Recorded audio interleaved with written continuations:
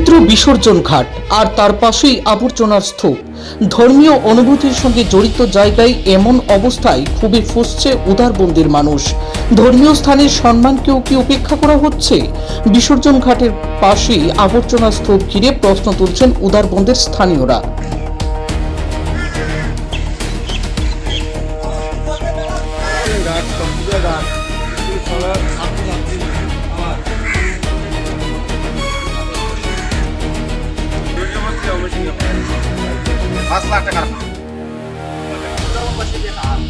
যে মথুরা নদীর জলই হাজার হাজার মানুষের নির্ভর, আর সেই নদীকেই ধীরে ধীরে মৃত্যুর দিকে ঠেলে দেওয়া হচ্ছে না তো?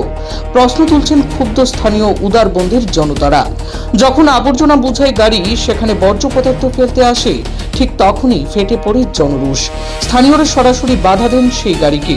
তাদের অভিযোগ, গ্রাম পঞ্চায়েতের বিভিন্ন এলাকা থেকে প্রতিদিন আবর্জনা সংগ্রহ করে এনে ডাস্টবিনে ফেলছে, কিন্তু সেই ডাস্টবিন এখন পরিণত হয়েছে বিষাক্ত আবর্জনা স্তূপে। চারিদিকে প্রচন্ড দুর্গন্ধ আর অসহ্য পরিবেশে অতিষ্ঠ হয়ে উঠেছে গোটা এলাকা।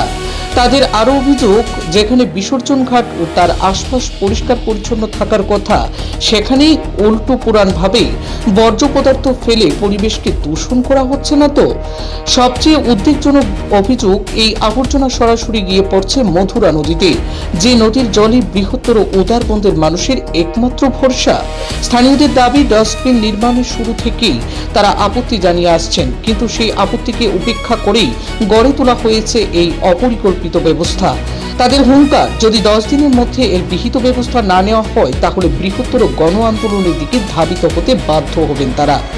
এখন আমরা বর্তমান পঞ্চায়েত যেজন কাকলিকর তাই ফোন করছিলা, আমার কাছে এই রিপোর্টটা গেছে মনে হয় কেন বন্ধ করা। তাই করছেন আমি তো এখন বাইরে আছি, আমি তাই প্রথম ওইগুলোর বিপক্ষে আসলা, আর এখনো করছেন তাই আবার পরে গিয়া এটা জো করবা আর কিন্তু পদক্ষেপ লইবা, যেটা সবার সুবিধা হয়, বালা হয়, যেরকম সুবিধা হয় কিছু না আশ্বাস দিয়েছেন তাই আমরা করবা আমরা লোক আছে।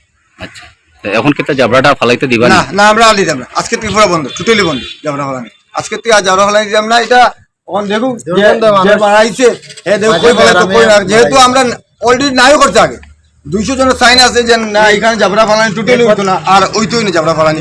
এটা 5 লাখ টাকা কিতা কাম, 5 লাখ টাকা 5 লাখ টাকা বিসর্জন ঘাট এরকম থাকেনি। ছট পূজা ঘাট, বিসর্জন ঘাট মেইন এরকম থাকেনি। এটা সব জল আস্তে উদারবনবাসী জল খায়, এটা এরকম অবস্থা।